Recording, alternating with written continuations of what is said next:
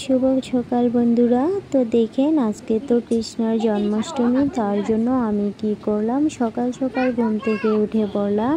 উঠে কি করলাম, আমি ঘরের কাজগুলি আগে করে নিলাম। কেন কি পরে দেওয়া ঠাকুর ঘরে কাজ করতে হবে, তার জন্য আমি কি করলাম, আগে আমাদের ঘরের কাজগুলি করে নিলাম। করার পর আমি কি করলাম, বাইরের দিকটা আমি ঝাড়ু মারলাম।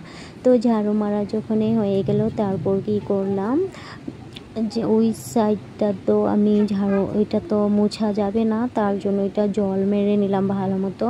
কেন কি পরে আবার মা মনসাকে নিয়ে আসবে, কালকে তো মনসা পূজা, তার জন্য।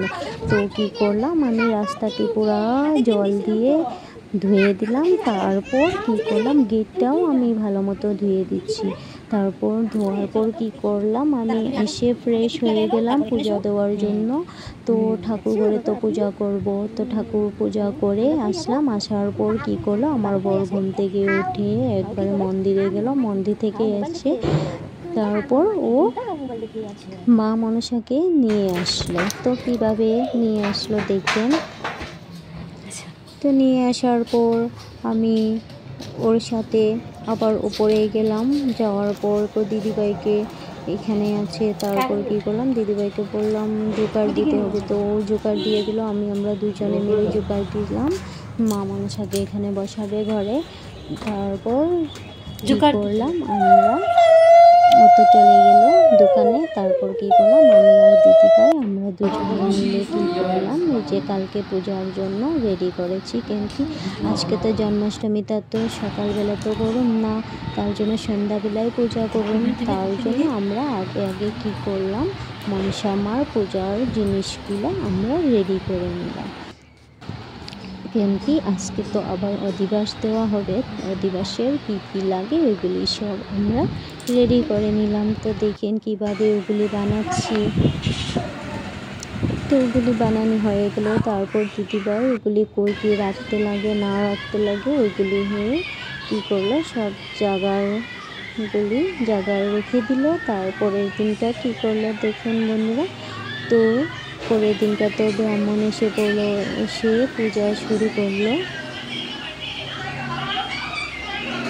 তো পূজা শুরু করেছে। তো দেখেন ওইদিকে আবার আমার ছেলে কি করছে, ব্রাহ্মণের লগে বসে ও ব্রাহ্মণে যেটা করে ও এটা করে। তো ব্রাহ্মণের ঘন্টি বাজাচ্ছে, ও কি করছে, হাত দিয়ে খালি হাতে এভাবে ঘন্টি বাজানোর মতো করছে। আর ব্রাহ্মণের খালি কোয়েশন করতে থাকে, ওইটা কি, ওইটা কেন দিচ্ছ, এটা কেন দিয়েছ, এইভাবে করতে থাকে। আর ব্রাহ্মণে যেটা করে ও ওইটা করে, এইভাবে করতেই আছে। কেন কি ও পূজা অনেক ভালোবাসে।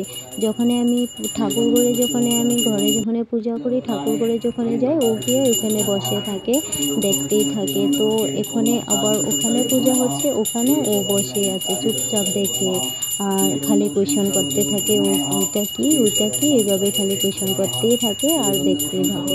তো দেখেন কিভাবে করছে, ও যেভাবে করতো ওইভাবে আমিও বলে ছোট থাকতে এইভাবে করতাম, আমার মা বলেছে। তো আমিও পূজা করতে অনেক ভালোবাসতাম। তো আমি সব সময় কি করতাম, আমার মার লগে বসে থাকতাম। আর যখনই আমি পূজা করা শিখে গেলাম অল্প বড় হওয়ার পর, তখন আমি কি করতাম, ঘরে কোনো পূজা হলে আমি লগে থাকতাম। আর যেগুলি পূজা আমি করতে পারতাম ওইগুলি আমি, ঘরের পূজা তো সবসময় আমি করতাম। আর স্কুলে যখন পড়তাম তখন কি করতাম, আমি আগে ঘরে সকাল ঘুম থেকে উঠে ঘরের অল্প স্বল্প কাজ করে পড়াশোনা করে অল্প কাজ করে তারপর কি করতাম, আমি পূজা দিয়ে স্কুলে যেতাম। সবসময় ওরকমই করতাম। আর যখন আমি কলেজে পড়তাম তখনই সেমই করতাম, একবারে পূজা দিয়ে তারপর আমি কলেজ যেতাম। তো এইভাবেই আমার ছেলেটাও দেখি এখন থাকতে এইভাবেই হয়েছে। তো এইভাবে থাকলে তো অনেক ভালো সারা জীবন, যদি এইভাবেই পূজার দিকে যদি ওর যদি নজর থাকে, পড়াশোনা পূজার দিকে যদি নজর থাকে, তাই আমার জন্য অনেক ভালো। তো দেখেন হয়ে গেল এখানে পূজা। তো যজ্ঞ শুরু হয়ে গেল, যজ্ঞ হলো, তারপর হচ্ছে এখানে পূজাও হয়। তো পূজা শেষ হয়ে গেল, এখানে যজ্ঞ শেষ হয়ে গেছে, এখানে পূজাও শেষ হয়ে গেল। তারপর কি করব, তো ভেবেছিলাম মানুষ আমাকে তো নিয়ে যাবে, তো আমি ভালো মতো কী করি মানুষ আমাকে আমি ভিডিও করে নিই। তো ভালো মতো আমি মানুষ আমাকে ভিডিও করে নিলাম। তারপরের দিনকার কী করলো দেখেন, আমার বর আসলো, আসে মা মনসাকে এখানে নিয়ে যাবে।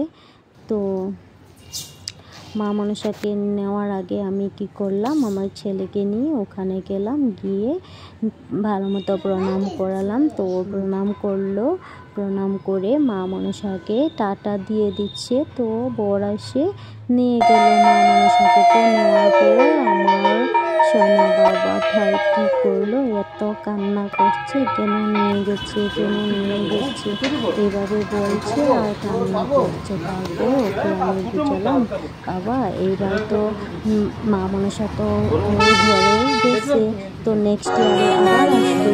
দূর বিধি তুই আর মুস্কিরে অল্প দিনের জন্য তোর